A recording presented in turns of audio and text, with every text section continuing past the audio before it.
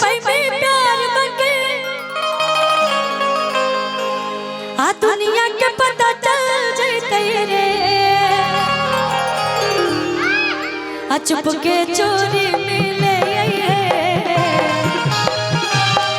चुप के चोरी मिले मिला मिलता माता चुप के चोरी मिले मिला मिलता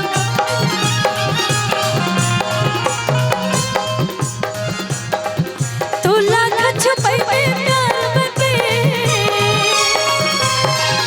तू लाख छुपाई में प्यार बके दुनिया के पता चल जैते रे चुप के चोरी मिले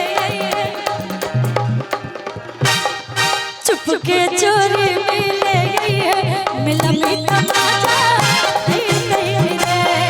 चुप के कर बियाह हो गइल बा मैं तनी हाथ उठाई जाता किसके किसके शादी हो गई इधर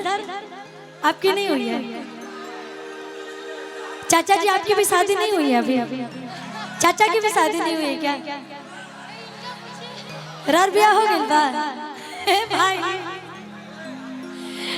मेरे बस की बात नहीं है अच्छा के कर नहीं खे भाई तनी वो लोग बताई भाई सब जो कुंवारा ही आइल बड़े के करा भरोसे सब यहाँ पे कुंवारे ही आए हुए हैं इतने सारे लोग हैं और सब कुंवारे के आए हैं अभी हम पूछने के कर बियाह भइल तो क्यों ना हाथ उठाला कहनी के कर हमर चचो हाथ उठाओ तरे हमरो नहीं के भइल तो ठीक बा भगवान दोबारा जोड़ा लगावा रहो लेकिन कहा तड़े एगो लाइन हम गईनी प्यार करके छुपाइएगा चाहे ब्याह करके छुपाइएगा छुपाने वाली बात थोड़ी हो तो पता चल ही जाएगा कैमरा लगा है कल वीडियो कहीं ना कहीं मेहरारू के पास चल जाए तो फिर तो क्लास लगी नहीं जाए रितिका कहता कि तू लाख छुपाई में प्यार बके कि तू लाख छुपाई में प्यार बके आ खुशियां के पता चल जैते रे आ चुप के चोरी मिले आ मिला में तमाचा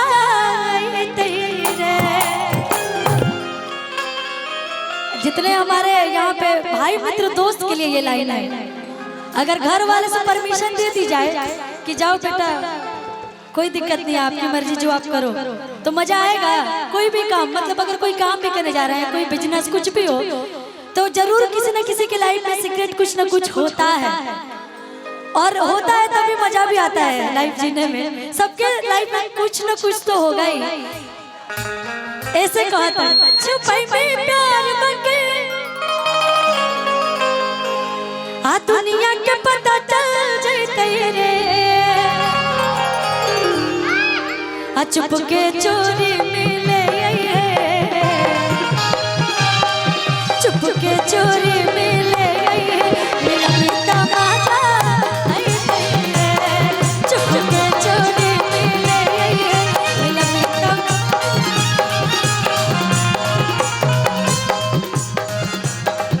तू लाख छुपाई में प्यार बके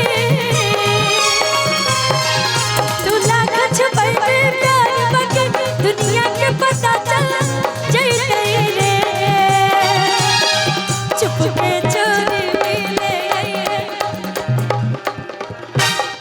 चुप के चोरी मिले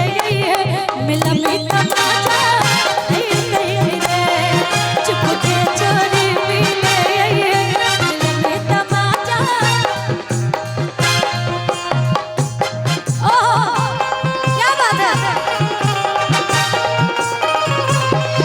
क्या बात है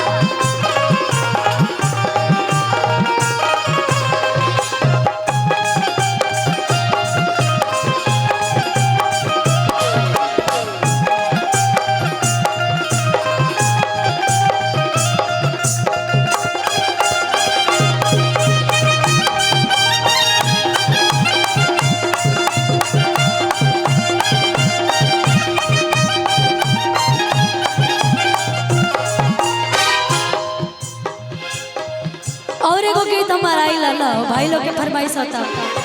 ठीक बा इतना जोर बरखा नहीं के अब भगवान खुश पड़े तो आप लोग चल जाए तो नाराज जाइए कि गहुए में भी